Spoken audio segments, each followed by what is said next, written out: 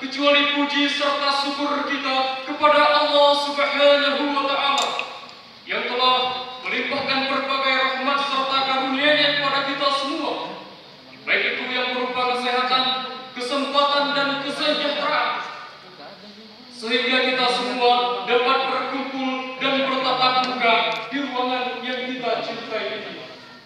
Dan tidak lupa pula salam sejahtera selalu tercurahkan kepada Nabi besar kita, yakni Habibana wa Nabiyana Muhammad sallallahu alaihi wasallam beserta keluarga dan para sahabatnya yang telah mengubah pola pikir manusia dari pola pikir yang jahiliyah menuju ke pola pikir yang Islamiyah, yang telah berjuang habis-habisan, berjuang mati-matian demi memperbaiki keyakinan dan akidah umat Islam. Sehingga sampai saat sekarang ini pun kita semua umat manusia masih bisa merasakan indahnya hidup dalam Islam dan wafat dalam keadaan beriman. Amin. Kata penghormatan saya yang saya hormati Dewan Hakim yang arif dan bijaksana dan hadirin calon penghuni surga. Hadirin, berbagai krisis multidimensional yang terjadi di negara kita saat ini, baik itu krisis ekonomi, krisis politik, krisis pendidikan dan bahkan krisis lainnya, semua itu terjadi tidak lain dan tidak bukan adalah berawal dari krisisnya penerapan nilai-nilai agama di dalam kehidupan. Betul? Betul. Buktinya masih banyak para pemuda kita di luar sana yang terjebak di dalam pergaulan seks bebas, narkoba, narkotika, sabu-sabu. Maka tak jarang kita melihat para pemuda kita yang urak-urakan, yang mabuk-mabukan, hidup tanpa arah dan tujuan, yang penting perutnya kenyang bisa makan. Begitu juga di sektor perekonomian kita. Masih banyak rakyat kita yang terjebak di dalam kemiskinan, pengangguran, hidup pas-pasan meratap lemah karena kelaparan. Atas dasar inilah saya berdiri di sini ingin menyampaikan pidato singkat saya yang berjudul Optimalisasi Pengelolaan Zakat untuk Mensejahterakan Umat. Dewan Hakim yang arif dan bijaksana dan hadirin calon penghuni surga.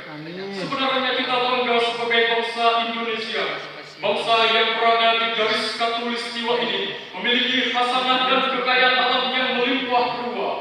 Menurut data dari Badan Statistik Nasional, luas lahan persawahan di Indonesia mencapai 8 juta hektar.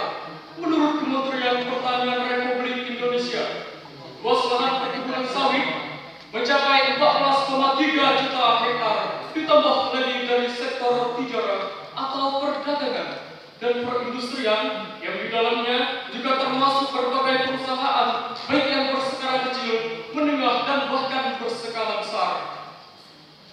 Demikian juga dari sektor perikanan, peternakan, kelautan dan pertambangan, hasil dari pegawai negeri, BUMN dan swasta, serta dari berbagai profesi lainnya. Semua itu hadirin merupakan potensi zakat di negeri yang bertuah ini. Maka wajarlah potensi zakat di Indonesia ini diibaratkan seperti membangunkan raksasa yang sedang tidur.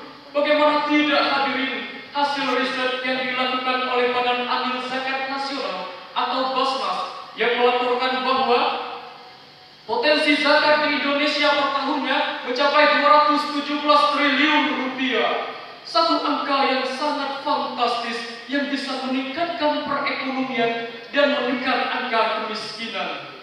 Namun hadirin, kuantitas yang dapat dikumpulkan per tahunnya hanya 3,7 triliun rupiah saja.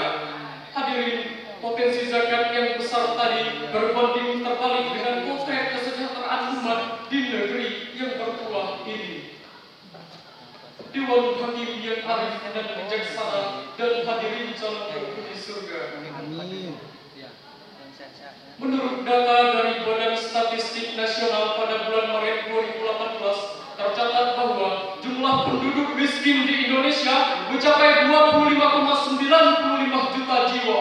Masih banyak rakyat kita yang tinggal di rumah kumuh dan tidak layak huni dan masih banyak warga kita yang terpaksa meninggalkan keluarga dan sanak saudaranya demi bekerja sebagai pembantu rumah tangga dan buruh kasar di luar sana. Dewan Hakim yang arif dan bijaksana dan hadirin calon penghuni surga. Dari beberapa penjelasan tadi dapat kita ambil kesimpulan bahwa negara kita ini adalah negara yang memiliki sumber daya alam yang luar biasa. Tetapi kenapa masih banyak rakyat kita di luar sana yang menderita? Potensi zakat yang ditafsirkan per tahunnya melimpah ruah, namun buktinya yang dapat dikumpulkan hanya 3% saja. Hadirin, peran penguasa dalam upaya meningkatkan produktivitas zakat yang dilakukan secara profesional dan proporsional memiliki peran yang sangat signifikan, terutama untuk membuat berbagai regulasi yang mengharuskan setiap usahi untuk membayar zakatnya. Dan apabila peran itu terjadi, kita yakin hadirin, peran itu akan berefek besar bagi bangsa kita, terutama di sektor peningkatan perekonomian dan menindas angka kemiskinan.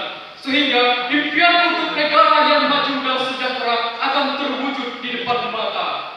Demikianlah pidato singkat yang dapat saya sampaikan. Lebih dan kurang saya mohon maaf. Terima kasih atas segala perhatian. Saya tutup dengan sebuah pantun 7 dikali 7 49. Setuju enggak setuju sudah menjadi keputusan. Wassalamualaikum warahmatullahi wabarakatuh. Waalaikumsalam warahmatullahi wabarakatuh.